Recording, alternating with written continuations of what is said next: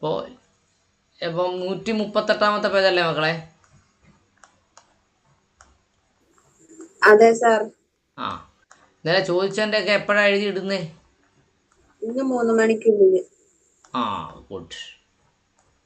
ഞാനിവിടുന്ന് 1:45 വണ്ടി കയറും കേട്ടോ. ഇപ്പോൾ ഒരു ഞാൻ മാത്രമേ ഉള്ളൂ കേട്ടോ. ആ, വൈഫും കുഞ്ഞുമൊക്കെ 2-3 ദിവസം കൂടെ കഴിഞ്ഞേ വരുള്ളൂ. അപ്പൊ ചൊവ്വാഴ്ച എന്നോട് വരാൻ പറഞ്ഞു. ചൊവ്വാഴ്ച വരത്തില്ല, നമ്മൾ ബുധനാഴ്ച വന്നാൽ മതി കേട്ടോ. ചൊവ്വാഴ്ച കൊണ്ട് തിരിക്കത്തേ ഉള്ളൂ. ശരി, legal G K first question നോക്കിയേ. The only chief justice of India to act as the president of India. ഒരു ചീഫ് ജസ്റ്റിസ് ഓഫ് ഇന്ത്യ ഇന്ത്യയുടെ പ്രസിഡന്റ് പദവിയിൽ ഇരുന്നിട്ടുണ്ട് എന്നല്ല, അദ്ദേഹം പ്രസിഡന്റായി ആക്ട് ചെയ്തിട്ടുണ്ട്. ആരാണ് ആരാണ്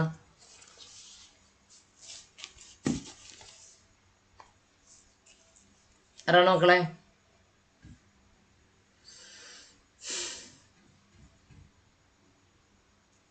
മറിച്ച് നോക്കിയില്ലേ?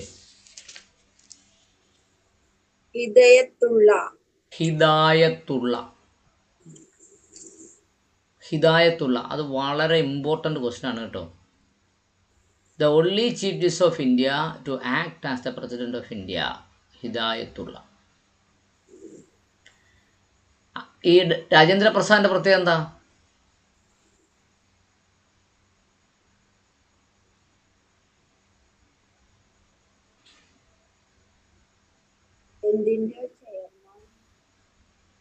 യെസ്. ശരി, ഹരിലാൽ ജെ ഖാനിയുടെ പ്രത്യേകത എന്താണെന്ന് അറിയാമോ? ഹരിലാൽ ജെ ഖാനിയുടെ പ്രത്യേകത എന്ന് പറഞ്ഞാൽ അദ്ദേഹത്തിൻ്റെ ജീവചരിത്രം കിട്ടുമെങ്കിൽ ഒന്ന് വായിച്ച് പഠിക്കണം. LLB-ക്കാർക്ക് വളരെ ആവേശകരമായ ജീവചരിത്രമാണ്. അദ്ദേഹം 12-ാം വയസ്സിലൊരു വക്കീലിൻ്റെ ക്ലർക്കായിട്ട് തുടങ്ങിയതാണ്. 12-ാം വയസ്സിൽ. അതിനുശേഷമാണ് അദ്ദേഹം ഹൈസ്കൂൾ കംപ്ലീറ്റ് ചെയ്യുന്നത്, ഇൻ്റർമീഡിയറ്റ് കംപ്ലീറ്റ് ചെയ്യുന്ന സമയത്ത് തന്നെ അദ്ദേഹം LLB എൻട്രൻസിന് പഠിച്ചു. എവിടെ? അദ്ദേഹം വക്കീൽ ഓഫീസ് ജോലി ചെയ്യേ. അതിനുശേഷം അന്ന് ഇതുപോലെ ഡിജിറ്റൽ അല്ലല്ലോ, എല്ലാ ഫയലുകളും ഫോട്ടോ കോപ്പി എടുത്ത് വീട്ടിൽ കൊണ്ടുവച്ച് കാണാതെ പഠിച്ചു.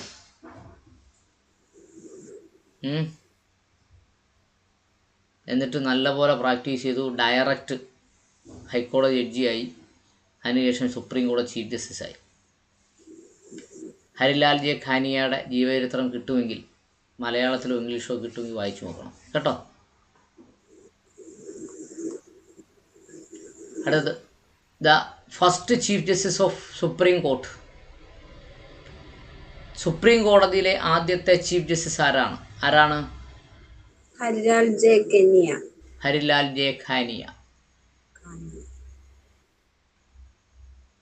ഓക്കെ. അടുത്ത്, the retirement age of the supreme court justice എത്രയാണ്? 65 വയസ്സ്. 65 വയസ്സ് വരെ സുപ്രീം കോടതി ജഡ്ജിയായിട്ടിരിക്കാം എന്ന് മാത്രമല്ല, റിട്ടയർ ചെയ്താൽ രാജ്യത്തിൻ്റെ ഏതൊക്കെ മനുഷ്യാവകാശ കമ്മീഷൻ പോലെയുള്ള കോസി ജുഡീഷ്യൽ ബോഡിയിൽ എത്ര വർഷം ഇരിക്കാം? 3 വർഷം മുതൽ 5 വർഷം വരെ ഇരിക്കാം. മനസ്സിലായോ? ഹൈ റെമ്യൂണറേഷൻ ആയിരിക്കും.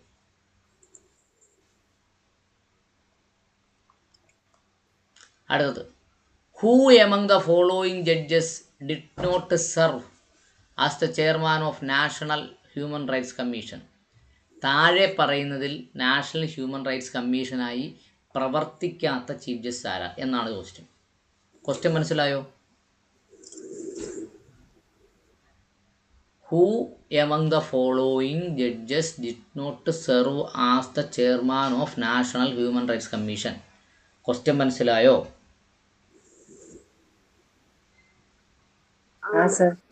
അപ്പോൾ ഡിഡ് നോട്ട് എന്നുള്ളത് ഡിഡ് മതി, നോട്ട് വേണ്ട. അപ്പോൾ ഹ്യൂമൻ റൈറ്റ്സ് കമ്മീഷൻ്റെ ചെയർമാനായി പ്രവർത്തിച്ച ജഡ്ജസ് ആരെല്ലാം എന്നാണ് നമ്മൾ പഠിക്കേണ്ടത്. ആരൊക്കെയാണ്? ജസ്റ്റിസ് KG ബാലകൃഷ്ണനായ മലയാളി ഹ്യൂമൻ റൈറ്റ്സ് കമ്മീഷൻ്റെ ചെയർമാനായിരുന്നു. Justice MN Venkatachaliah human rights കമ്മീഷൻ്റെ നാഷണൽ ഹ്യൂമൻ റൈറ്റ്സ് കമ്മീഷൻ്റെ ചെയർമാനായിരുന്നു. Justice Ranganath Misra national human rights കമ്മീഷൻ്റെ ചെയർമാനായിരുന്നു. ആ 3 പേരും നാഷണൽ ഹ്യൂമൻ റൈറ്റ്സ് കമ്മീഷൻ്റെ ചെയർമാനായിരുന്നു. Okay. Justice RS Pathak human rights കമ്മീഷൻ്റെ ചെയർമാനായിരുന്നില്ല. ഓക്കെ, മനസ്സിലായോ? Chairman of human rights commission എന്ന് അടിക്കുവാണെങ്കിൽ ഒരു വലിയ ലിസ്റ്റിങ് വരും. ആ ലിസ്റ്റ് മൊത്തവും നമ്മൾ പഠിക്കേണ്ടി വരും. അതുകൊണ്ട് തൽക്കാലം ഇങ്ങനെ പഠിച്ചുകൊണ്ട് പോയാൽ മതി ഇതിനകത്തുള്ള ചോയ്സുകൾ. ഓക്കെ. അടുത്ത 5. The first supreme court chief justice from Dalit community. നോക്കിക്കോണേ, ആ ക്വസ്റ്റ്യൻ ചോദിച്ചേക്കുന്ന ചോദ്യം കണ്ടോ? First supreme court chief justice from Kerala എന്നല്ല ചോദ്യം, ഫ്രം ദളിത് കമ്മ്യൂണിറ്റി എന്നാണ് ചോദ്യം. അതൊരുമാതിരി വല്ലാത്ത ചോദ്യമായി. അപ്പോൾ മനസ്സിലാക്കേണ്ട ഒരു കാര്യം, സുപ്രീം കോടതി ചീഫ് ജസ്റ്റിസ് ആയാലും ശരി തന്നെ അദ്ദേഹത്തിന് ജാതിയുടെ പേര് മാത്രമേ അറിയപ്പെടൂ എന്നാണ്. ആരാണ്? KG ബാലകൃഷ്ണൻ. അദ്ദേഹത്തിൻ്റെ ജാതിയാണ് അവിടെ അവരെടുത്ത് പറഞ്ഞേക്കുന്നത്. ഫ്രം കേരള എന്ന് പറഞ്ഞിട്ടില്ല കേട്ടോ. കേരളത്തിൽ നിന്ന് പോയ ആദ്യത്തെ സുപ്രീം കോടതി ചീഫ് ജസ്റ്റിസ് ആണ് ആര്? KG ബാലകൃഷ്ണൻ. ഫ്രം കേരള എന്നല്ല ചോദ്യം. ജാതിയുടെ അടിസ്ഥാനത്തിലാണ് ഇന്ത്യയിലെ എല്ലാ കാര്യങ്ങളും തീരുമാനിക്കപ്പെടുന്നത് എന്നുള്ളതിൻ്റെ ഒരു ഹിൻ്റാണത്. The first supreme court chief justice from Dalit community, justice KG Balakrishnan. Okay. From Kerala എന്ന് ചോദിച്ചാലും അതാണ് ആൻസർ കേട്ടോ. മക്കളെ, ഞാൻ പറഞ്ഞ ക്വസ്റ്റ്യൻ മനസ്സിലായോ? ദളിത് എന്ന വാക്കിൻ്റെ അടുത്ത് ഒരു ഹൈഫൻ ഇട്ടിട്ട് ഇങ്ങോട്ട് വരച്ച് ഇട്ടിട്ട് ഫ്രം കേരള എന്നും കൂടെ എഴുതി വെച്ചോ. ആ ക്വസ്റ്റ്യൻ രണ്ടായിട്ട് ചോദിക്കും. കേരള എന്നും ചോദിക്കാം, ദളിത് കമ്മ്യൂണിറ്റി എന്നും ചോദിക്കാം കേട്ടോ. KG ബാലകൃഷ്ണ സാറിനെ നിങ്ങൾ കണ്ടിട്ടുണ്ടോ? ഇല്ല. എറണാകുളത്തുണ്ട്. എന്നെ പഠിപ്പിക്കാൻ വന്നിട്ടുണ്ട്, ക്ലാസ് എടുക്കാനൊക്കെ.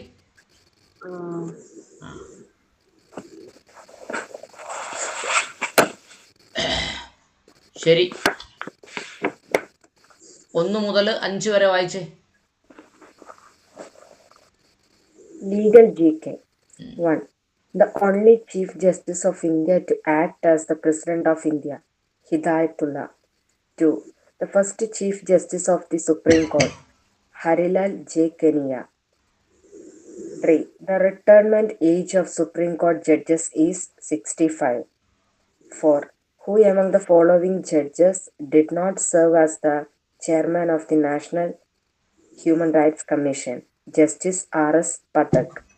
5. The first Supreme Court Chief Justice from Dalit community, KG Balakrishnan. Legal GK 1. The only Chief Justice of India to act as the President of India, Hidayatullah. 2.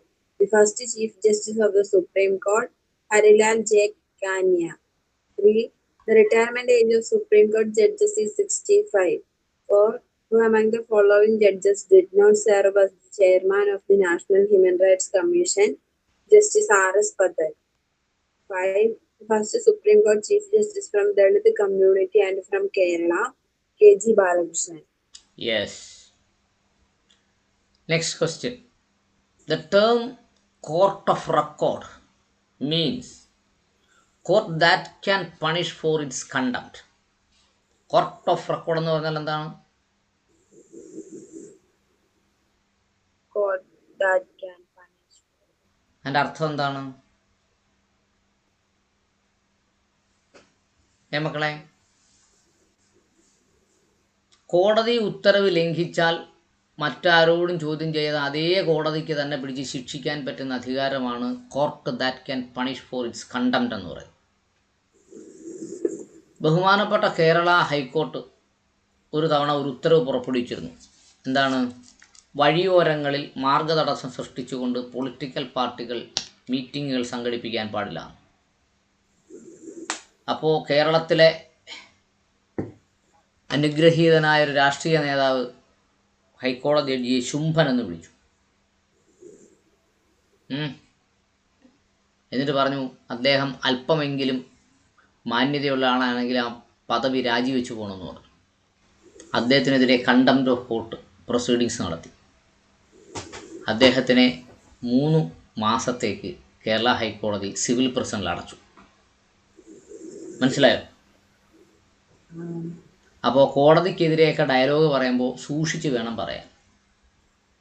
Contempt ആകാനും പാടില്ല, എങ്കിൽ വിമർശിക്കണമെങ്കിൽ വിമർശിക്കുകയും ചെയ്യണം. ആ രീതിയിൽ വേണം പറയാം. അതുകൊണ്ട് കോടതിക്കെതിരെയൊക്കെ ഡയലോഗ് പറയുമ്പോൾ പ്രത്യേകിച്ചും LLBക്ക് പഠിക്കുന്ന നിങ്ങളും വക്കീലായ ഞാനുമൊക്കെ വളരെ സൂക്ഷിക്കണം കേട്ടോ.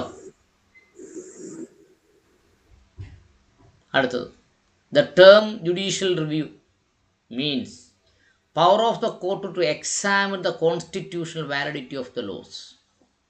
ജുഡീഷ്യൽ റിവ്യൂ എന്ന് പറഞ്ഞാൽ എന്താണ്? Power of the court to examine the constitutional validity of the laws. ഇന്ത്യയിൽ കേരളം പോലെയുള്ള സംസ്ഥാനങ്ങളിൽ ഏത് നിയമം പാസ്സാക്കിയാലും അത് ഭരണഘടനാ വിരുദ്ധമാണോ എന്ന് ചെക്ക് ചെയ്യാനുള്ള കോടതിയുടെ അധികാരത്തിനെയാണ്, അതായത് ഹൈക്കോടതിയുടെയും സുപ്രീം കോടതിയുടെ അധികാരത്തിനെയാണ് എന്ത് പറയുന്നത്? ജുഡീഷ്യൽ റിവ്യൂ എന്ന് പറയുന്നത്. മനസ്സിലായോ? ഇല്ല സാർ, ഒന്നുകൂടി പറയാം. കേരളത്തിൽ നമ്മുടെ അച്യുതാനന്ദൻ ഗവൺമെൻറ് വന്നപ്പോൾ, അച്യുതാനന്ദൻ ഗവൺമെൻറ്റിനെ അറിയാമല്ലോ അല്ലേ? LDFിൻ്റെ VS അച്യുതാനന്ദൻ മുഖ്യമന്ത്രിയായൊരു ഗവൺമെൻറ് വന്നപ്പോൾ സ്വാശ്രയ കോളേജുകളിലെ മെഡിക്കൽ എഞ്ചിനീയറിംഗ് സീറ്റിനെ കുറിച്ച് സ്വാശ്രയ നിയമം എന്ന് പറയുന്നൊരു നിയമം കൊണ്ടുവന്നു. ആ നിയമത്തിൻ്റെ ഏറ്റവും പ്രധാന കാതൽ എന്താണെന്നറിയാമോ? 100 സീറ്റുണ്ടെങ്കിൽ 50 സീറ്റ് സർക്കാരിൻ്റെ ഫീസ് കൊടുത്ത്, സർക്കാരിൻ്റെ ഫീസ് വാങ്ങിക്കൊണ്ട് മെറിറ്റ് ലിസ്റ്റിൽ നിന്ന് അഡ്മിഷൻ കൊടുക്കണം. 50 സീറ്റ് മാനേജ്മെൻറ്റിൻ്റെ കോട്ടയിൽ മാനേജ്മെൻറ്റിന് സർക്കാർ നിശ്ചയിക്കുന്ന, മാനേജ്മെൻറ്റിന് വേണ്ടി സർക്കാർ കമ്മീഷൻ വെക്കും. ആ കമ്മീഷൻ നിശ്ചയിക്കുന്ന ഫീസ് വാങ്ങിക്കൊണ്ട് അഡ്മിഷൻ കൊടുക്കണം. അതാണ് സ്വാശ്രയ ബില്ല്. കേരള നിയമസഭയിൽ അന്ന് ഭൂരിപക്ഷം ഉണ്ടായിരുന്നു. ഭൂരിപക്ഷത്തോടെ പാസ്സാക്കിയെന്നല്ല, ഏകകണ്ഠമായി പാസ്സാക്കി. 141 MLAമാരും ബില്ലിനെ അനുകൂലിച്ചു. കേരളത്തിൽ 141 MLAമാരിലെ നമ്മുടെ സ്പീക്കർ ഒഴിച്ച് ബാക്കി എല്ലാവരും 140 പേരും അനുകൂലിച്ചുകൊണ്ട് പാസ്സാക്കിയ അപൂർവം നിയമങ്ങളിലൊന്നാണ് സ്വാശ്രയ ബില്ല്. അതിനുശേഷം കേരളത്തിൽ നടന്നത് ഒരു വലിയ ചരിത്രമാണ്. എന്താണെന്നറിയാമോ? അന്ന് ഞാൻ ലോ കോളേജ് പഠിക്കുക. ഇവിടുത്തെ മാനേജ്മെൻറ്റ് അസോസിയേഷൻസ്, ആരാ management association? NSS, SNDP, Christian association, അതേപോലെ എല്ലാ അസോസിയേഷനും കൂടി ഒറ്റക്കെട്ടായി, കീരിയും പാമ്പും എല്ലാം കൂടെ ഒറ്റക്കെട്ടായി ഈ കേസ് കേരള ഹൈക്കോടതിയിൽ ചലഞ്ച് ചെയ്തു. ഇറ്റ് ഈസ് അൺകോൺസ്റ്റിറ്റ്യൂഷണൽ, ഭരണഘടനാ വിരുദ്ധമാണ്. 140 MLAമാർ ചേർന്ന് പാസ്സാക്കിയ നിയമമാണെന്നറിയണം. കേരള ഹൈക്കോടതിയിലെ ഒരു സിംഗിൾ ജഡ്ജിയാണ് ആ കേസ് കേട്ടത്. ഒരാഴ്ച കേസ് കേട്ടു. ഒരാഴ്ച എന്ന് പറഞ്ഞാൽ അതിൻ്റെ ഓരോ വകുപ്പുകളും കേട്ടു. 140 പേര് 2 ആഴ്ചയോളം ചർച്ച ചെയ്തെടുത്ത നിയമം 7 ദിവസം കൊണ്ട് കേസ് കേട്ടിട്ട് പറഞ്ഞു, this law is unconstitutional. Law മൊത്തം അൺകോൺസ്റ്റിറ്റ്യൂഷണൽ അല്ല, ക്രിസ്ത്യൻ മാനേജ്മെൻറ്റിൻ്റെ ഭരണത്തിൽ ഇടപെട്ടത് അൺകോൺസ്റ്റിറ്റ്യൂഷനാണ്, മുസ്ലിം മാനേജ്മെൻറ്റിൻ്റെ ഭരണത്തിൽ ഇടപെട്ടത് അൺകോൺസ്റ്റിറ്റ്യൂഷനാണ്, ആംഗ്ലോ ഇന്ത്യക്കാരുടെ കോളേജിൽ ഇടപെട്ടത് അൺകോൺസ്റ്റിറ്റ്യൂഷനാണ്, ലാറ്റിൻ കത്തോലിക്കക്കാരുടെ കോളേജിൽ ഇടപെട്ടത് അൺകോൺസ്റ്റിറ്റ്യൂഷനാണ്. അതുകൊണ്ട് പിന്നെ ദളിത് ക്രിസ്ത്യൻ വിഭാഗത്തിൻ്റെ സ്വാതന്ത്ര്യത്തിൽ ഇടപെട്ടത് അൺകോൺസ്റ്റിറ്റ്യൂഷനാണ്. അതുകൊണ്ട് ആ ഭാഗങ്ങളെല്ലാം റദ്ദ് ചെയ്യുന്നു. It is called judicial review. എന്തെങ്കിലും മനസ്സിലായോ?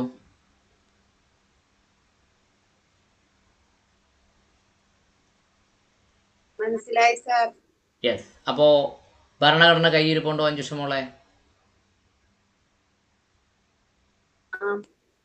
ആർട്ടിക്കിൾ 29, 30, 31 ഒക്കെ ഒന്ന് എടുത്തേ.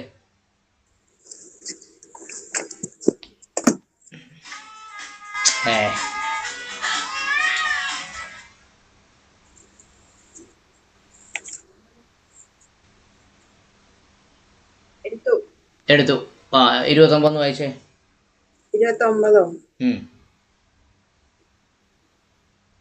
Article 29, Protection of Interest of Minorities. Yes, വായിക്ക് ഡീറ്റെയിൽ ആയിട്ട് വായിച്ചേ, കേക്കട്ടെ.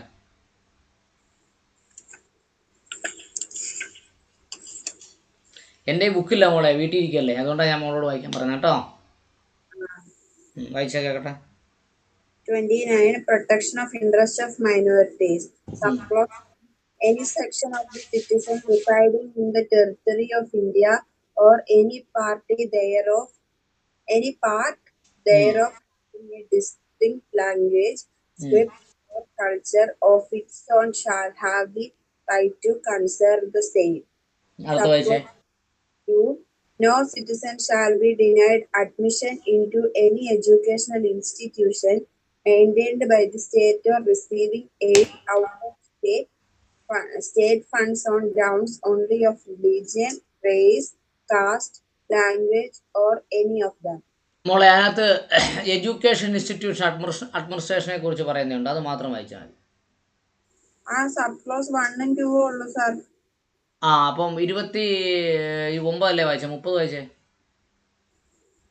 Right to minorities to establish and administer educational institutions. അപ്പം 30 30 വായിച്ചാൽ കേക്കട്ടെ. Subclause 1, all minorities, whether based on religion or language, shall have the right to establish and administer educational institutions of their choice. Yes, മതി. ഇപ്പം എന്ത് മനസ്സിലായി? ഭരണഘടനയുടെ article 30 മൗലികാവകാശമാണോ?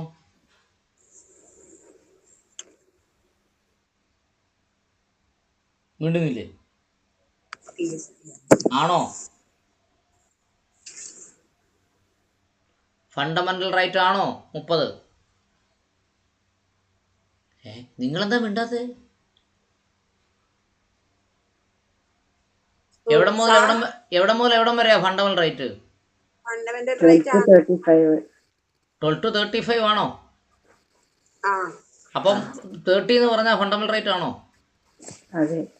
അതെ.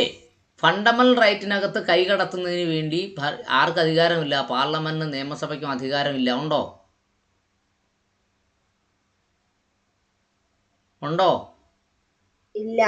ഇല്ല. ഒരൊറ്റ കാര്യം പറഞ്ഞുകൊണ്ട് കേരള ഹൈക്കോടതി സ്വാശ്രയ ബില്ല് എടുത്ത് വെളിയിൽ കളഞ്ഞു. എന്നിട്ടൊരു വാണിംഗും കൂടെ കൊടുത്തു, മേലാൽ ഇത്തരം നിയമനിർമ്മാണം നടത്തിക്കൊണ്ട് വന്ന് ഹൈക്കോടതിയുടെ സമയം മെനക്കെടുത്തതെന്നും പറഞ്ഞു. എങ്ങനെയുണ്ട്? അതിന് അങ്ങനെ പറയാൻ, കേരളത്തിലെ നിയമസഭ പാസ്സാക്കിയൊരു നിയമം ഭരണഘടനാ വിരുദ്ധമാണെന്ന് പറയാൻ ഹൈക്കോടതിയുടെ അധികാരത്തിനെയാണ് ജുഡീഷ്യൽ റിവ്യൂ എന്ന് പറയുന്നത്. Did you got my idea? ഞാൻ പറഞ്ഞ മനസ്സിലായോ എന്താന്ന്? അപ്പോൾ അതുകൊണ്ടാണ് ഞാൻ മുമ്പേ പറഞ്ഞത്, കേരളത്തിലെ 140 MLA-മാരും ഏകകണ്ഠമായി പാസാക്കിയ കേരളത്തിലെ അപൂർവം നിയമങ്ങളിലെ ഒന്നായ എന്ത് നിയമം? സ്വാശ്രയ ബില്ല് ബഹുമാനപ്പെട്ട കേരള ഹൈക്കോടതിയിലെ ഒരു സിംഗിൾ ജഡ്ജി കേട്ടിട്ട് എന്ത് ചെയ്തു? ആ വിധി റദ്ദ് ചെയ്തു. കേരള സർക്കാർ വെറുതെ ഇരിക്കുമോ? അച്യുതാനന്ദ ഗവൺമെൻറ് അല്ലേ, അപ്പീൽ പോയി. അന്ന് BK ബാലി എന്ന് പറയുന്നൊരു ചീഫ് ജസ്റ്റിസ് ആയിരുന്നു കേരള ഹൈക്കോടതിയുടെ ചീഫ് ജസ്റ്റിസ്. അദ്ദേഹത്തിൻ്റെ മുന്നിൽ ഘോരം ആർഗ്യൂ ചെയ്തു. BK ബാലിയുടെ അടുത്ത് 2 ദിവസമേ ആർഗ്യൂ ചെയ്തുള്ളൂ. 3-ാമത്തെ ദിവസം തന്നെ BK ബാലി എന്ന് പറഞ്ഞ ചീഫ് ജസ്റ്റിസ് അത് എന്ത് ചെയ്തു? സിംഗിൾ ജഡ്ജി പറഞ്ഞ ശരിയാണ്, അപ്പീൽ നിൽക്കത്തില്ല എന്ന് പറഞ്ഞ് അപ്പോഴേ തള്ളി, ഡിസ്മിസ് ചെയ്തു. BK ബാലിക്കെതിരെ പ്രതീകാത്മകമായ അദ്ദേഹത്തിനെ നാട് കടത്തി. കേരള ചരിത്രത്തിലെ ജുഡീഷ്യൽ ഹിസ്റ്ററിയിലെ ആദ്യത്തെ സംഭവമാണ് ഒരു ചീഫ് ജസ്റ്റിസിനെ പ്രതീകാത്മകമായി ഭരിക്കുന്ന പാർട്ടി ഗവൺമെൻറ് നാട് കടത്തുന്നു. എന്നിട്ട് കേരള ഹൈക്കോടതിയുടെ മുന്നിൽ നിരാഹാരം കിടന്നു. അവിടെ കൊണ്ടും തീർന്നില്ല. കേരള ഹൈക്കോടതിയുടെ ആ ഡിവിഷൻ ബെഞ്ചിൻ്റെ വിധിക്കെതിരെ ഒരു ദിവസം ലക്ഷങ്ങൾ വാങ്ങുന്ന വക്കീലിനെ കണ്ടുകൊണ്ട് സുപ്രീം കോടതിയിൽ അപ്പീൽ ഫയൽ ചെയ്തു. ഒരു ദിവസത്തേക്ക് ലക്ഷം. കേസ് ഫയൽ ചെയ്യാൻ 15 ലക്ഷം രൂപയും കണ്ടാണ് കൊടുത്തത്. ഫയൽ ചെയ്യാൻ വേറെ ഓരോ ദിവസത്തേക്കും ലക്ഷങ്ങൾ എന്ന് പറഞ്ഞാൽ ഒരു ദിവസത്തേക്ക് അന്ന് 3 ലക്ഷം രൂപയാണ് ചിലവാക്കി. ഒരു ദിവസം ആ കേസ് കേൾക്കാൻ എഴുന്നേറ്റ് നിൽക്കാൻ വേണ്ടി. ബഹുമാനപ്പെട്ട സുപ്രീം കോടതി 2 ദിവസം കൊണ്ട് 2-ാം ദിവസം ഡിസ്മിസ് ചെയ്ത് കളഞ്ഞു. എന്താ പറഞ്ഞറിയുമോ? No merit in this case dismissed. No merit in this case dismissed. ഒറ്റ വരി judgement.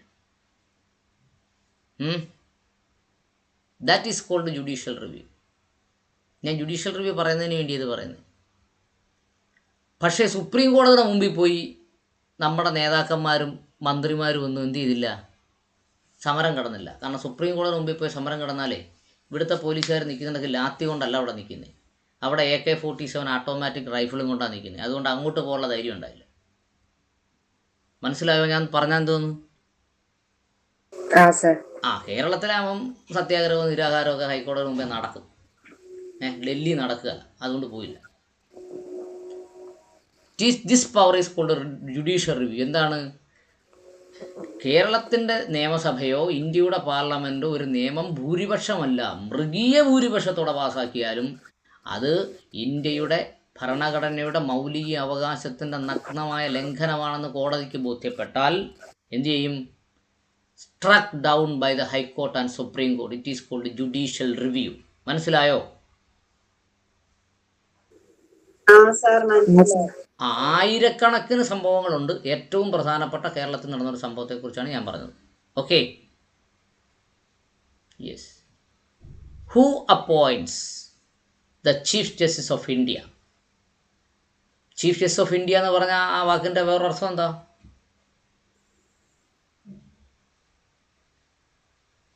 Chief justice of supreme court എന്നാണ് കേട്ടോ. യെസ്. ആരാണ്?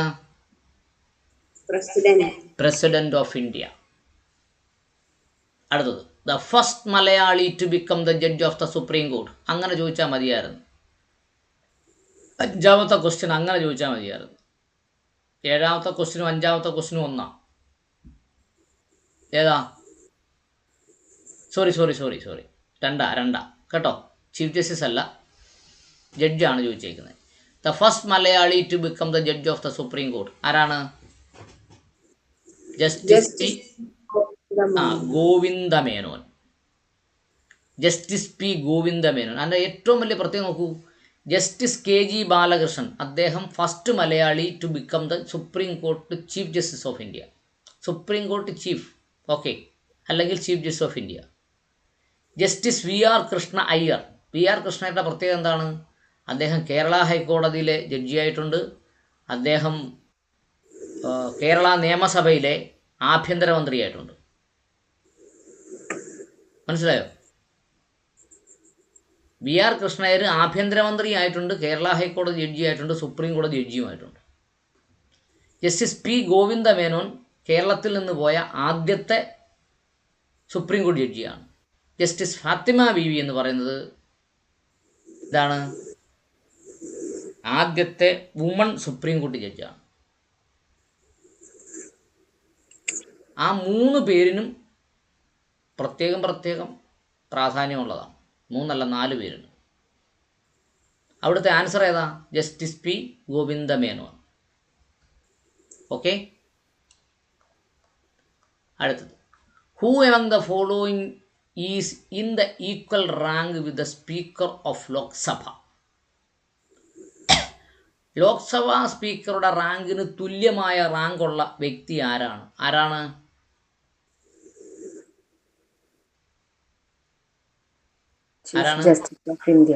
Chief justice of India. അതിന് നമ്മൾ പ്രോട്ടോകോൾ പഠിക്കും. ഇന്ത്യയുടെ പ്രോട്ടോകോൾ പഠിക്കുമ്പോൾ ചീഫ് ജസ്റ്റിസ് ഓഫ് ഇന്ത്യക്കും സ്പീക്കർക്കും ഒരേ പ്രോട്ടോകോളാണ്. ഇന്ത്യയുടെ പ്രോട്ടോകോൾ ആദ്യത്തെ ആളാരാണ്? President of India. നിങ്ങളൊക്കെ പഠിച്ച് സിവിൽ സർവീസിൽ പോവുകയാണെങ്കിൽ നിങ്ങൾക്ക് ഹൈ പ്രോട്ടോകോൾ ആയിരിക്കും കേട്ടോ. മുനിസിപ്പൽ മജിസ്ട്രേറ്റ് തന്നെ നോക്കണമെന്ന് ഞാൻ നിർബന്ധിക്കുന്നതൊന്നുമില്ല. സിവിൽ സർവീസിന് താല്പര്യമുള്ളവർ ഡിഗ്രി കയ്യിലില്ലെങ്കിൽ നിങ്ങൾ 5 ഇയറിൽ കയറുമ്പോൾ BAL എന്ന് പറഞ്ഞൊരു ഡിഗ്രി കിട്ടും നിങ്ങൾക്ക്. BAL 3 വർഷം കഴിയുമ്പോഴേ. അപ്പോൾ നിങ്ങൾ LLBക്ക് പഠിക്കുമ്പോൾ തന്നെ സിവിൽ സർവീസിന് താല്പര്യമുള്ളവർക്ക് സിവിൽ സർവീസ് ട്രൈ ചെയ്യാവുന്നതാണ്. വെറുതെ വീട്ടിൽ നിന്ന് പഠിച്ചിട്ട് കാര്യമില്ല, എവിടെയെങ്കിലും കോച്ചിങ് സെൻറ്ററിലൊക്കെ പോയിരുന്ന് പഠിക്കണം കേട്ടോ. അടുത്തത്, who is considered as the guardian of the constitution? ഭരണഘടനയുടെ ഗാർഡിയൻ എന്നറിയപ്പെടുന്നത് ആരെയാണ്?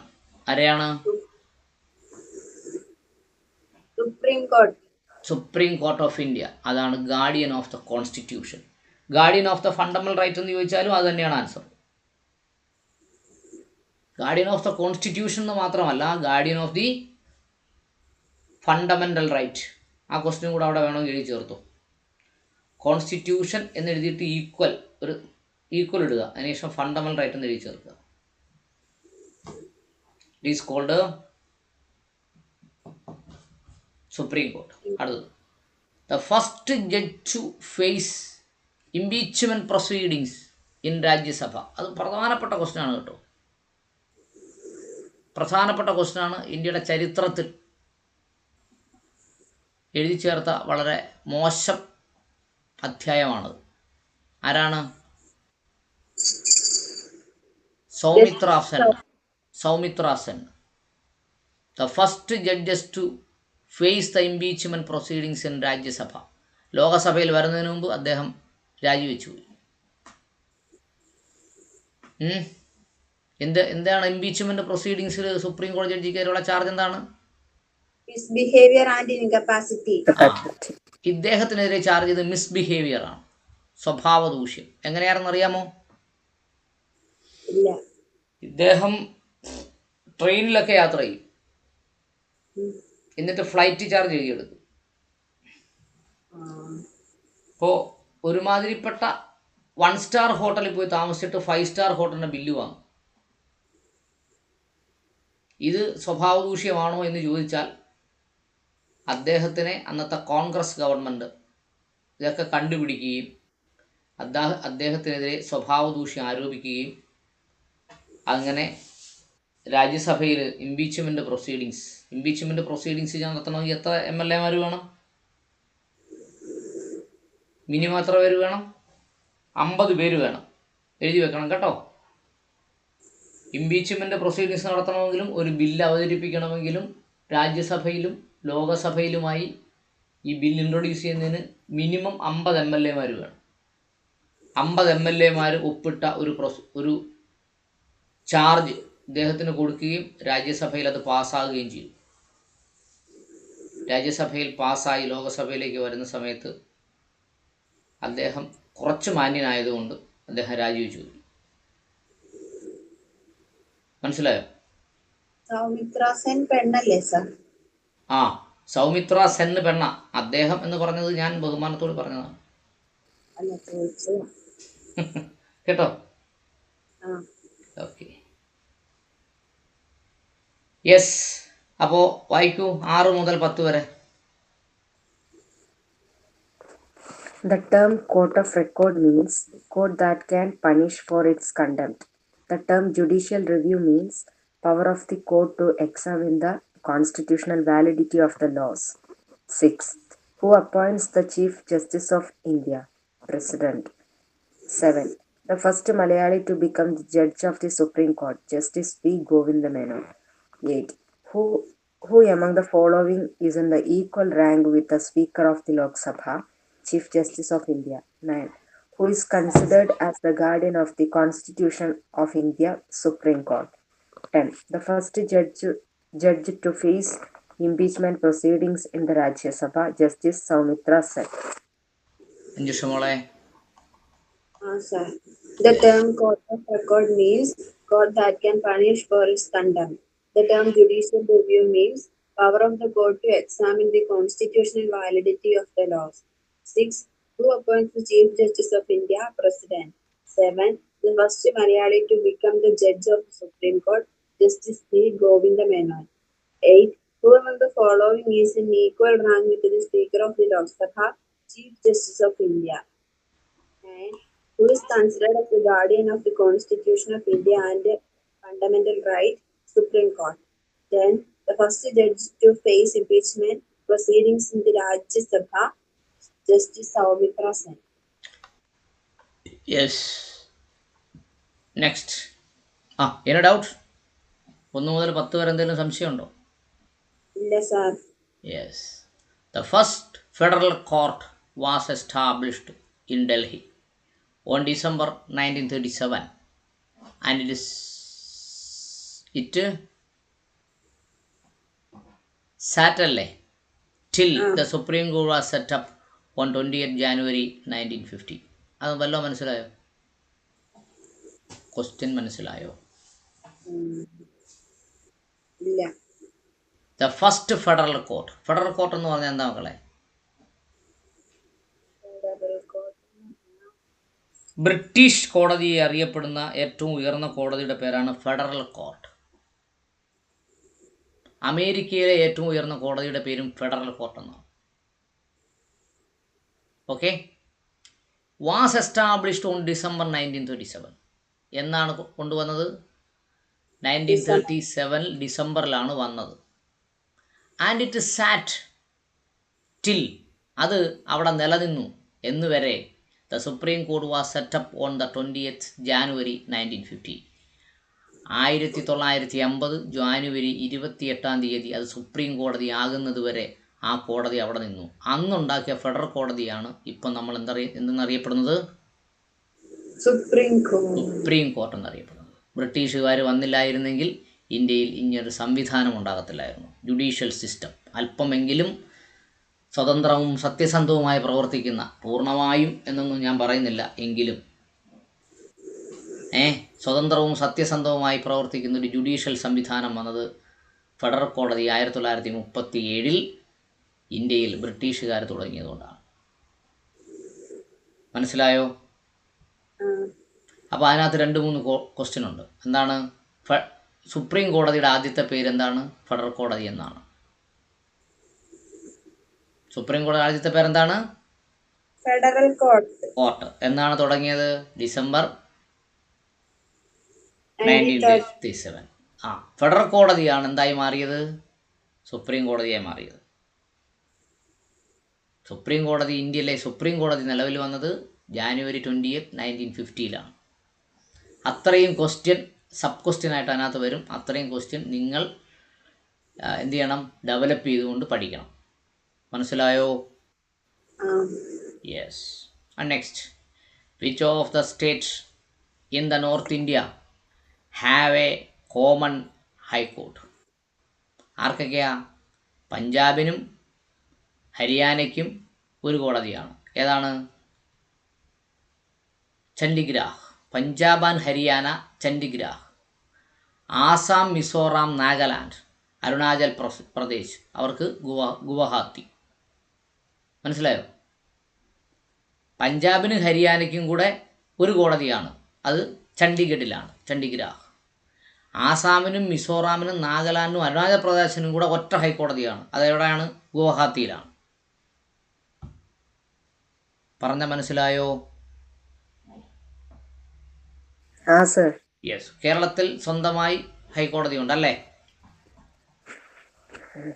എന്തുകൊണ്ടാണ് ആസാമിനും മിസോറാമിനും നാഗാലാൻഡിനും അരുണാചൽ പ്രദേശിനും കൂടി ഒറ്റ ഹൈക്കോടതിയും നമുക്ക് സ്വന്തമായ ഒരു ഹൈക്കോടതി ഉണ്ടായതിൻ്റെ കാരണം എന്താ? മക്കളെ? പോപ്പുലേഷൻ കുറവാണ് എന്ന് മാത്രമല്ല, അവിടെ നിന്നുള്ള വരുമാനം കുറവാണ്.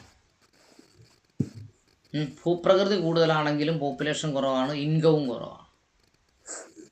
കേട്ടോ? 35 ജഡ്ജിമാർക്ക് ശമ്പളം കൊടുക്കാനുള്ള വരുമാനം വേണ്ടേ?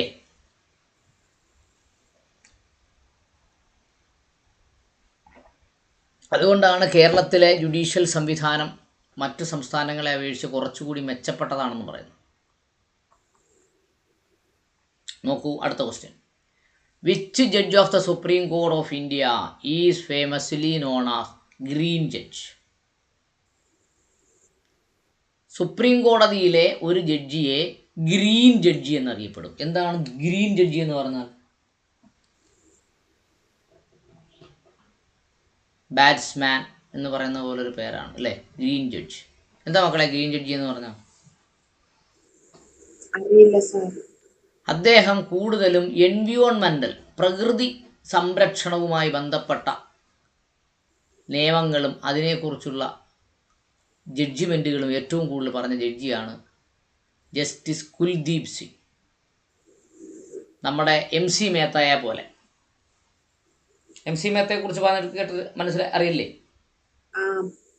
യെസ്. അപ്പോൾ ജസ്റ്റിസ് കുൽദീപ് സിംഗ്, അദ്ദേഹത്തിന് അറിയപ്പെടുന്ന പേരാണ് ഗ്രീൻ ജഡ്ജ്. അദ്ദേഹമാണ് നാഷണൽ ഗ്രീൻ ട്രൈബ്യൂണൽ ഉണ്ടാക്കുന്നതിന് വേണ്ടിയുള്ള പ്രേരക ശക്തിയായി മാറിയത്. പുഴയൊഴുകിയ വഴികളൊക്കെ അതിരുകല്ലുകൾ പാകി നാം ഒന്നിടിച്ച് നികത്തി നാം, ഇതൊന്നും പുള്ളിയുടെ മുമ്പിൽ ചെന്നാൽ നിലനിൽക്കുകയില്ല, അപ്പോഴേ എടുത്ത് കളയും. മനസ്സിലായോ? So it is called green judge. അടുത്തത്, who was the first law minister of India? ഇന്ത്യയിലെ ആദ്യത്തെ നിയമമന്ത്രി ആരായിരുന്നു? Doctor BR Ambedkar. Yes.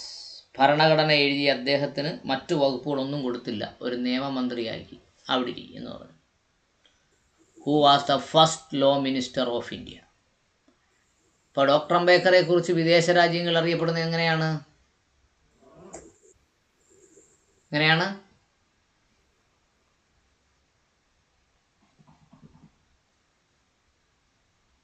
April 14 അറിയപ്പെടുന്നത് എങ്ങനെയാണ്? Knowledge day. എന്തിടെ? വൈജ്ഞാനിക ദിനം. ലോക വൈജ്ഞാനിക ദിനം, വേൾഡ് നോളജ് ഡേ. ലോകത്തെ അറിവിൻ്റെ പര്യായമായിട്ടാണ് ഡോക്ടർ അംബേദ്കർ അറിയപ്പെടുന്നത്. ഇന്ത്യയിലോ ഭരണഘടനാ ശില്പി, ആദ്യത്തെ നിയമമന്ത്രി. അതാണ് ഇന്ത്യയുടെ പ്രത്യേകത. മനസ്സിലായോ? ലോക വിജ്ഞാന ദിനം, ഡോക്ടർ അംബേദ്കർ ജനിച്ച ഏപ്രിൽ 14. ലോക വിജ്ഞാനത്തിൻ്റെ പര്യായമാണ് ഡോക്ടർ BR അംബേദ്കർ. ഇന്ത്യയുടെ സുപ്രീം കോടതിയുടെയോ ഇന്ത്യയുടെ ഒരു ഹൈക്കോടതിയുടെയും മുന്നിൽ ഡോക്ടർ അംബേദ്കറുടെ പ്രതിമയില്ല.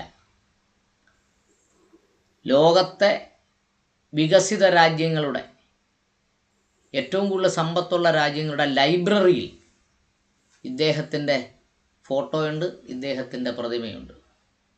വിജ്ഞാനത്തിൻ്റെ പ്രതീകം, ലോക അറിവിൻ്റെ പ്രതീകമാണ് മഹാനായ ഡോക്ടർ അംബേദ്കർ. ഓക്കെ.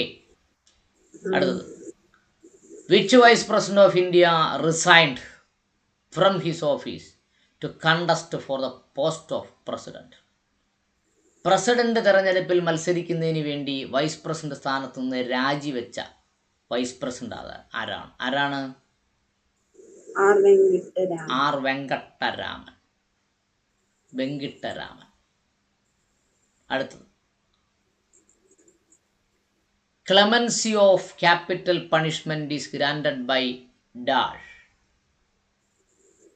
ആരാണ്? President of India. Yes. Capital punishment എന്ന് പറഞ്ഞാൽ എന്താണ്?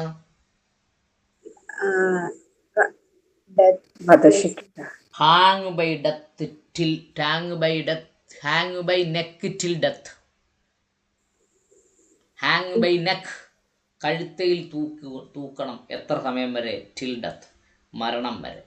അതിന് എന്തെങ്കിലും ഇളവ് കൊടുക്കാൻ പറ്റുന്ന ഇന്ത്യയിലെ ഏക വ്യക്തിയാണ് the president of India. Who can review the judgment passed by the Supreme Court of India? Supreme കോടതിയുടെ വിധിയെ റിവ്യൂ ചെയ്യാനുള്ള അധികാരം ആർക്കാണ്? സുപ്രീം കോടതിക്ക് മാത്രം. റിവ്യൂ എന്ന് പറഞ്ഞാൽ എന്താണ്? പുനഃപരിശോധന. ഏത് കോടതിയുടെയും വിധിയെ പുനഃപരിശോധിക്കാനുള്ള അവകാശം അതേ കോടതിക്ക് തന്നെയാണ്. മുൻസിഫ് കോടതിയുടെ വിധിയെ റിവ്യൂ ചെയ്യാൻ മുൻസിഫ് കോടതിക്ക് അധികാരമുണ്ട്. പിന്നൊരു കാര്യം മനസ്സിലാക്കേണ്ടത്, മജിസ്ട്രേറ്റ് കോടതിയുടെ വിധിക്ക് റിവ്യൂ പവർ ഇല്ല. അതുകൊണ്ട് ആ ക്വസ്റ്റ്യൻ എങ്ങനെ ചോദിച്ചാലും ഹൈക്കോടതിയുടെ വിധിയെ റിവ്യൂ ചെയ്യാനുള്ള അധികാരം ഹൈക്കോടതിക്ക് മാത്രമേ ഉള്ളൂ. ജില്ലാ കോടതിയുടെ വിധിയെ റിവ്യൂ ചെയ്യാനുള്ള അധികാരം ജില്ലാ കോടതിക്ക് മാത്രമേ ഉള്ളൂ. പറഞ്ഞു മനസ്സിലായോ? റിവ്യൂ അത് പ്രത്യേകം പഠിക്കണം. Review by the court itself. ആ കോടതിക്ക് മാത്രമേ റിവ്യൂ പവർ ഉള്ളൂ. അതുകൊണ്ട് സുപ്രീം കോടതിയുടെ വിധിയുടെ കാര്യം ചോദിച്ചാലും, ഹൈക്കോടതി വിധിയുടെ കാര്യം ചോദിച്ചാലും, മുനിസിപ്പൽ കോടതിയുടെ വിധിയുടെ കാര്യം ചോദിച്ചാലും, ജില്ലാ കോടതിയുടെ വിധിയുടെ കാര്യം ചോദിച്ചാലും ശരി തന്നെ, എന്താണ് ദാറ്റ് കോർട്ട് ഇറ്റ് സെൽഫ്. പിന്നെ പ്രത്യേകം ശ്രദ്ധിക്കേണ്ടത്, സെഷൻസ് കോടതിക്ക് റിവ്യൂ പവർ ഇല്ല. പിന്നെ മജിസ്ട്രേറ്റ് കോടതിക്ക് റിവ്യൂ പവർ ഇല്ല. അത് വളരെ ശ്രദ്ധിക്കേണ്ട കാര്യം. മനസ്സിലായോ? Yes. The first nationalized bank in independent India was done in the year nationalization of bank in 1969.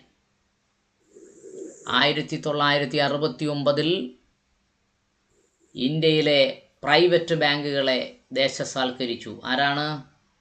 Mrs Indira Nehru Priyadarshini.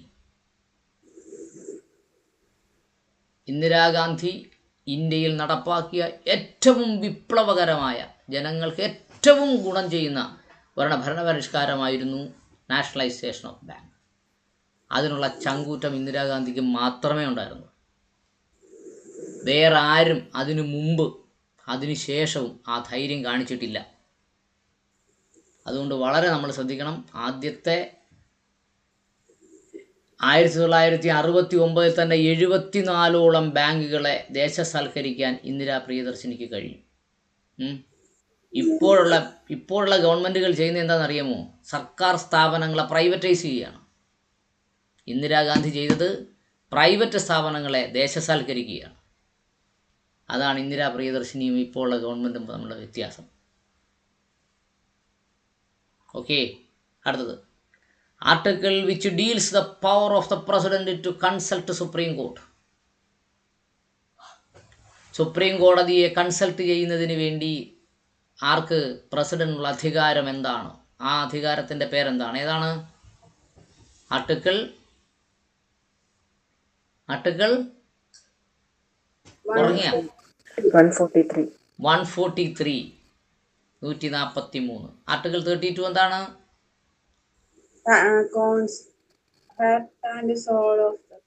അതൊക്കെ എനിക്ക് മനസ്സിലായി. എങ്കിലും ഞാൻ എന്ത് പറയും?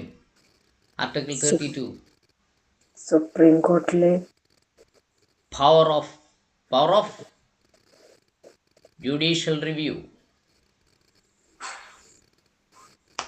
എന്താണ് ജുഡീഷ്യൽ റിവ്യൂ എന്ന് പറഞ്ഞാൽ?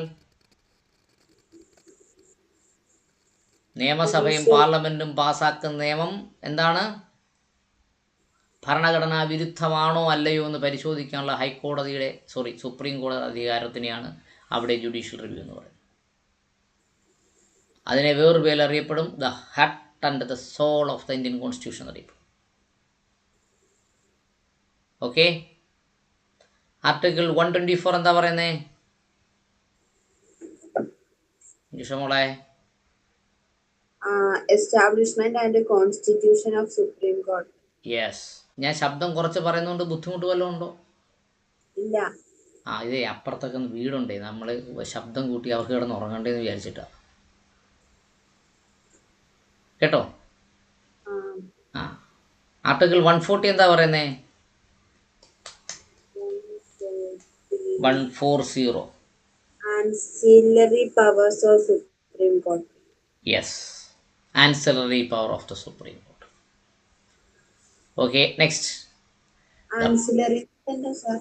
ആൻസിലറി പവർ എന്ന് പറഞ്ഞാൽ അതിൻ്റെ 140യുടെ മെയിൻ സെക്ഷൻ എടുത്തേ. 140യുടെ മെയിൻ ആർട്ടിക്കിൾ എടുത്തേ, പേജ് നമ്പർ നോക്കിയിട്ട്.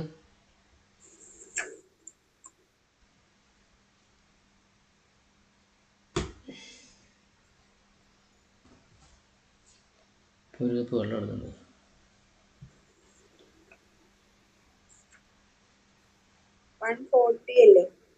അതെ, article 140.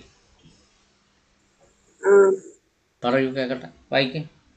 Ancillary powers of Supreme Court. Parliament by law provision for Supreme Court.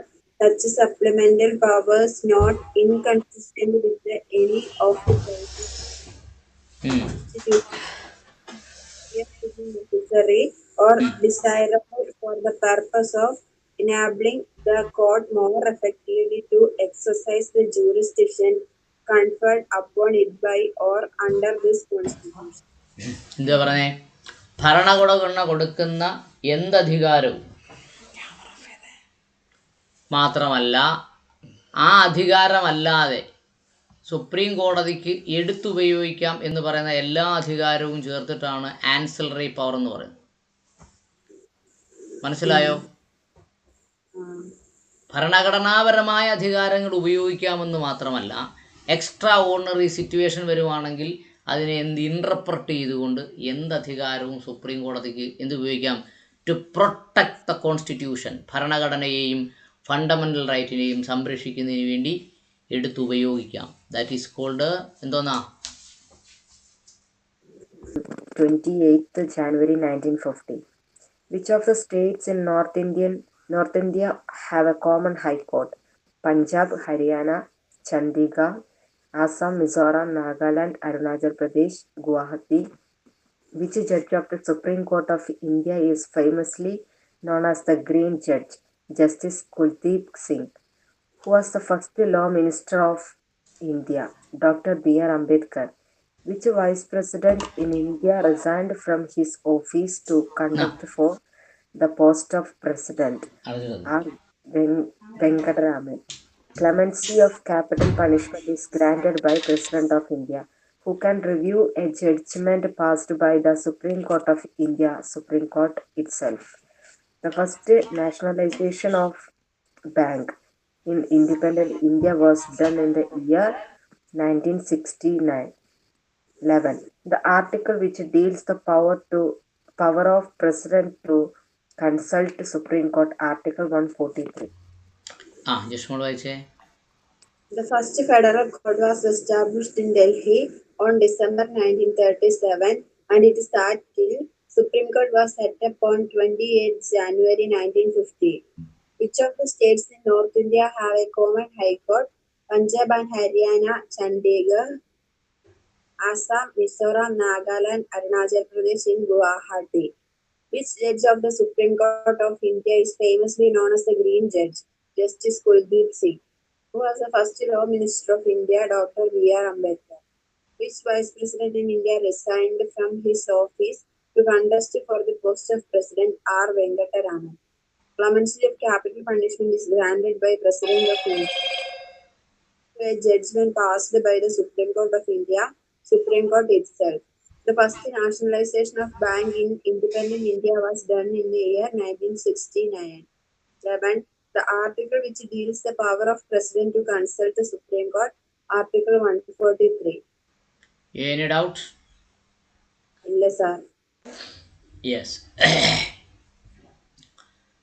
The power to increase or decrease the number of judges of the Supreme Court rest with the dash.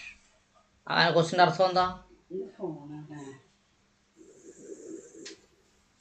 Power to increase or decrease the number of judges of Supreme Court rest with the dash. ക്വസ്റ്റിൻ്റെ അർത്ഥം എന്താ? Supreme കോടതി ജഡ്ജിമാരുടെ എണ്ണം കൂട്ടുന്നതിനോ കുറയ്ക്കുന്നതിനുള്ള അധികാരം ആരിൽ നിക്ഷിപ്തമാണ്? ആരിൽ നിക്ഷിപ്തമാണ്?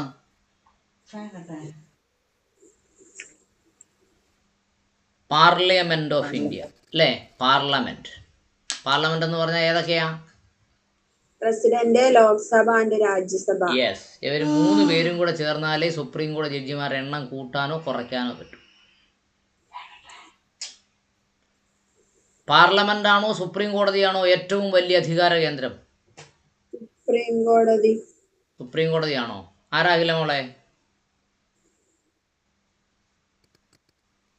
Supreme കോടതി. Parliament ആണ് ഏറ്റവും വലിയ അധികാര കേന്ദ്രം. സുപ്രീം കോടതി നടപ്പാക്കുമല്ലേ? യെസ്, സുപ്രീം കോടതി പാർലമെന്റ് ഉണ്ടാക്കുന്ന നിയമം നടപ്പാക്കുന്നുണ്ടോ എന്ന് പരിശോധിക്കുന്ന ചെക്ക് ആൻഡ് ബാലൻസ് സിസ്റ്റമാണ് സുപ്രീം കോർട്ട്. കേട്ടോ? നിയമം നിർമ്മിക്കാനുള്ള അധികാരം ആർക്കാണ്? പാർലമെന്റാണ്. So parliament is supreme. Parliament ആണോ ഭരണഘടനയാണോ supreme? Constitution is supreme than parliament. അപ്പോൾ പാർലമെന്റ് ആണോ സുപ്രീം കോടതിയാണോ ഭരണഘടനയാണോ സുപ്രീം? Constitution is supreme. അപ്പം 3 പേരും കൂടെ ഓപ്ഷനിൽ വരുവാണെങ്കിൽ കോൺസ്റ്റിറ്റ്യൂഷനാണ് സുപ്രീം. അതിൻ്റെ കാരണം എന്താണ്? കോൺസ്റ്റിറ്റ്യൂഷനാണ് പാർലമെൻറ്റിനെ ഉണ്ടാക്കിയത്. സുപ്രീം കോടതി ഉണ്ടാക്കിയതും ആരാണ്? കോൺസ്റ്റിറ്റ്യൂഷനാണ്. ഓക്കെ, അതിനാണ് കോൺസ്റ്റിറ്റ്യൂഷണൽ സൂപ്രിമസി ഇൻ ഇന്ത്യ എന്ന് പറയുന്നത്. ഭരണഘടനയാണ് സൂപ്രിമസി ഇന്ത്യയിൽ. ഓക്കെ, അടുത്തത്. In September 2013 postal department launch the first customised pin code in India 4-. അതിൻ്റെ അർത്ഥം എന്താണ്? September 2013 postal department customised pin code ആരംഭിച്ചു. ആർക്ക് വേണ്ടിയാണ് ആരംഭിച്ചത്? ആർക്ക് വേണ്ടിയാണ്? സുപ്രീം കോർട്ടിന് വേണ്ടി. Customised pin code for India. Supreme കോടതിക്ക് വേണ്ടി കസ്റ്റമൈസ്ഡ് പിൻ കോഡ് തുടങ്ങി. അടുത്തത്. India adopt the idea of judicial review from dash. Judicial review എന്ന് പറയുന്ന ആശയം ഏത് രാജ്യത്തിൽ നിന്ന് കടം കൊണ്ടതാണ്? ഏത് രാജ്യത്തു നിന്നാണ്? USA. അവിടുത്തെ നിയമസഭകൾ പാസാക്കുന്ന ഉത്തരവ് അല്ലെങ്കിൽ നിയമങ്ങൾ ഭരണഘടനാ വിരുദ്ധമാണെങ്കിൽ അവിടെ USA സ്ട്രക്ക് ഡൗൺ ചെയ്യും. അതേ ആശയം ആര് പാസാക്കി? ഇന്ത്യ പാസാക്കി. ഇല്ലെങ്കിൽ എന്ത് ചെയ്യുമെന്നറിയാമോ? ഭരണഘടന എത്ര മഹത്തരമാണെങ്കിലും പാർലമെൻറ്റ് അതിനെ എന്ത് ചെയ്യും? വലിച്ചു കീറും. അങ്ങനെ വലിച്ചു കീറാതിരിക്കാൻ ഭരണഘടന നിലനിൽക്കുന്നതിന് വേണ്ടിയുള്ള ഏക പോംവഴിയാണ് ജുഡീഷ്യൽ റിവ്യൂ. പറഞ്ഞാൽ മനസ്സിലായോ?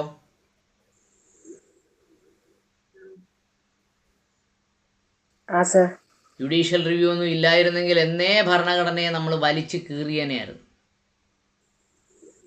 മനസ്സിലായോ? യെസ്. നെക്സ്റ്റ്.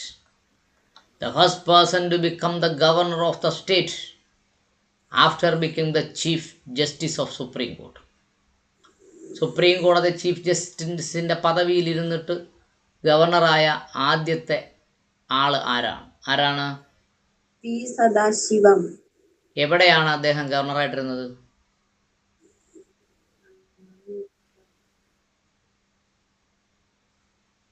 എവിടെയാ അഖില മോളെ പി സദാശിവം ഗവർണറായിട്ടിരുന്നേ? മിസോറാമാണോ സാർ? ഭർത്താവേ, ഒരു കത്തി എടുത്തന്നെ കുത്ത്.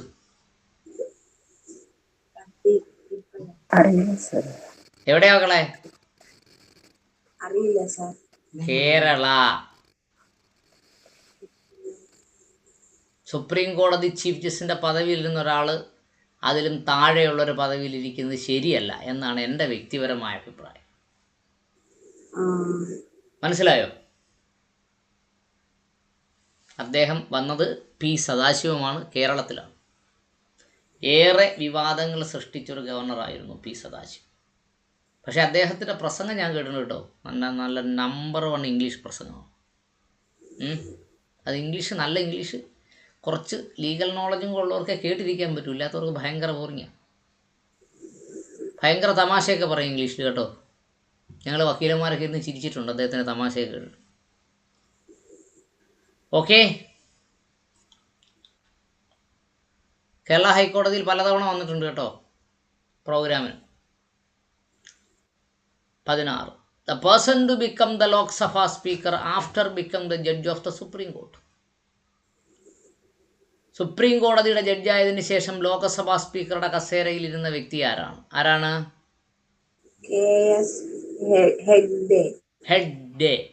KS ഹെഗ്ഡെ. അപ്പോൾ ലോക്സഭാ സ്പീക്കർ ആവണമെങ്കിൽ എന്ത് വേണം? വെറുതെ കയറി ലോക്സഭാ സ്പീക്കർ ആവാൻ പറ്റുമോ?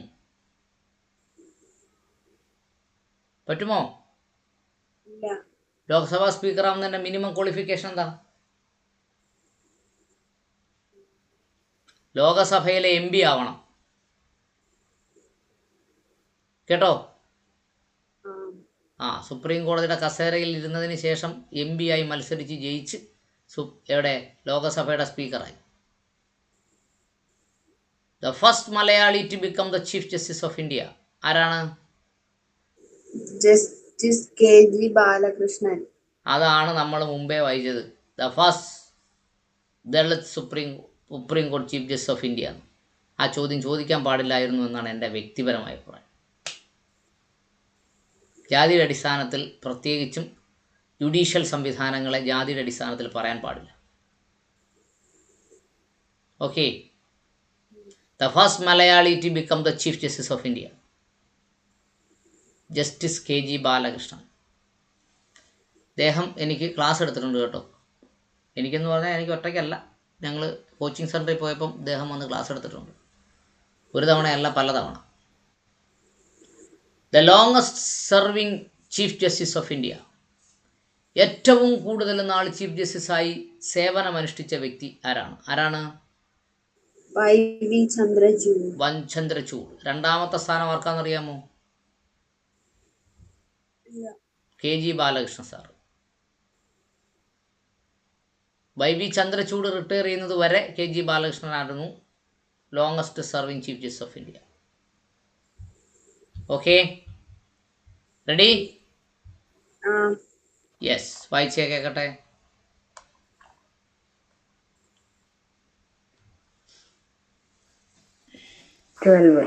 The power to increase or decrease the number of judges of the Supreme Court rests with the Parliament.